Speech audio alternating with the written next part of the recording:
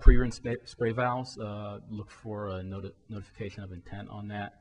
I'm going to describe what these terms mean a couple more slides down the road. But pre-rinse spray valves, a little bit later this year, we're going to come out with something. Urinals, we did issue the notification of intent on urinals earlier this year, and I'd like to be able to get a draft out before the year is out.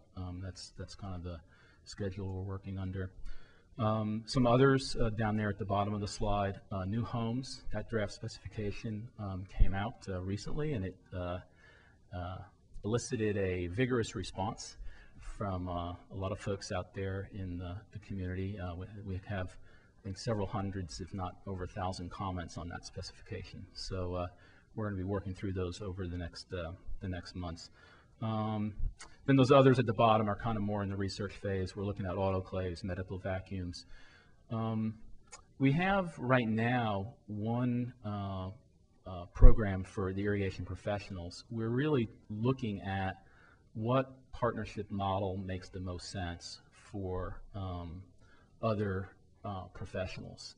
So if there's folks out there in this room that kind of have some ideas about you know, does labeling programs make the most sense? Does another partnership model make better sense? You know, I'd like to maybe even catch up with those folks at the break or before the day is out, because that's something that we're sort of looking at is what model is the best solution from everybody's perspective. So product performance, tank type toilets, that's the premier case study, the experience in the early 90s. I'm not going to say anything else about that. Shower heads, that's a tough spec to develop because I think, as everybody recognizes, that's not just about flow rate. Taking a shower is a very personal experience. The user is interacting with the water. There's a lot of a wide array of what people are looking for in a satisfying shower, and somehow we have to come up with a specification that's going to address that in a satisfactory way. You know, besides that, there's some other unintended consequences that we need to be aware of and be looking at or making sure that we're not falling into a pitfall. You know, we might reduce the flow rate, but are we going to increase the time it takes in a shower to get clean and then offset our savings? Are we going to have some unintended energy impacts? The user's going to select a higher temperature if there's a more significant temperature drop within the shower. And then there's some safety concerns related to thermal shock and potentially scalding as the flow gets reduced and if those flows don't match up what the system requirements are on the mixing valve side. So we need to be aware of those issues as well. And then weather-based irrigation controllers, we need to make sure those savings are real and that those savings can be achieved across a wide range of climates. So shower heads and controllers I'm going to dig into a little bit more. So just quickly, what's our process? We have 4 steps here listed. The first thing we do when we're thinking about a product is we do you know, in-depth technical and market research. We really try to find out as much as we can about what the status of the marketplace is, what the status of the technology is, and more specifically, what performance measures are out there and what is the product performance against those measures. If that market looks like it has enough shape to it to do something, then we take it to the next level and we go out publicly and say, yes, we intend to develop a specification for this product category. We call that a notification of intent. That goes out. We make a public announcement about that. It's most of these announcements go out through email. So my last slide has a point of contact to get on the mailing list for WaterSense if you're not already on that list. But that's then a public setting where we're gathering information, we're having public meetings. Typically those are actually happening now by telephone conference. We've just found it's a little more cost-effective way to get people to participate in the process. We usually identify what our issues are at the notification of intent stage to bring in some more information, typically from the manufacturing partners, so that we can issue a draft specification. We try not to use the draft as the mechanism to, kind of solicit comment and get the issues identified. We really want to get the issues identified before the draft stage, so the draft can be pretty close to what we're ultimately going to end up with. But with that draft, we do have a formal public comment process, and we respond to those comments, resolve those comments that get raised, and then issue our final spec.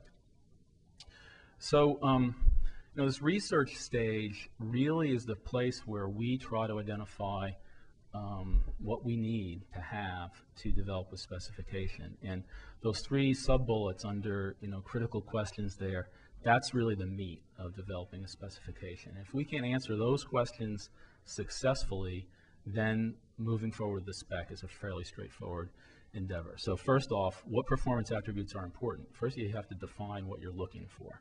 Then second, we know what the attributes are. Do we have a way to measure them in a quantifiable, reproducible manner? And then that sort of leads to the last question: is do those metrics or do those methods provide consistent results across a spectrum of independent testing bodies?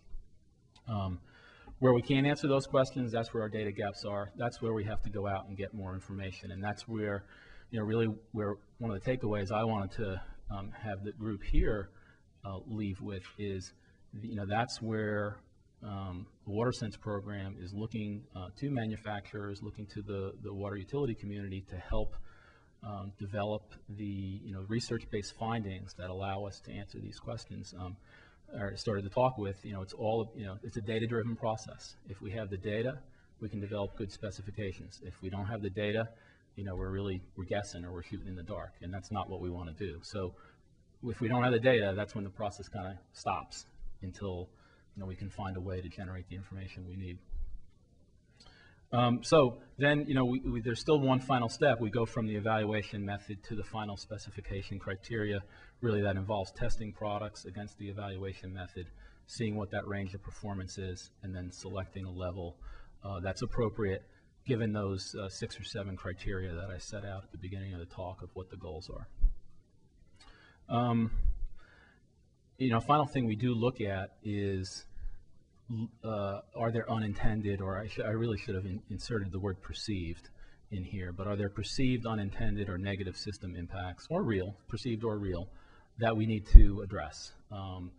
For example, on the HET spec for tank type toilets, drain line carry came up there, and we did have to do some more testing on that issue to satisfy ourselves that we weren't going to have systems problems with that particular product category. So we do have to look at systems issues and other issues as we go forward. So a case study on HETs, just to kind of, I think, really highlight one of our first products out of the box, and really a model that was quite successful, is how did we do that? Well, what performance attributes are important? Flush volume and solid waste removal were the key parameters that we were looking at there. Are there defined evaluation methods for the attributes of performance? Really a credit to John and Bill for doing some of the landmark work associated with the map testing, and I know a lot of the utilities and manufacturers that are in the room here supported that work as well. And having that basis of work really allowed us to develop the WaterSense specification, because we had methodologies and we had results that were produced by those methodologies. So we had a good basis to develop the WaterSense specification. So how did we do it then? We just looked at that range of performance from the UNAR specification. We resolved concerns related to drain line carry, and then based on that information, we did publish the WaterSense specification. And the flush volume standard there is 1.28. That's a 20% savings over 1.6. And as Rob said, it does require a toilet to flush at least 350 grams of solid waste.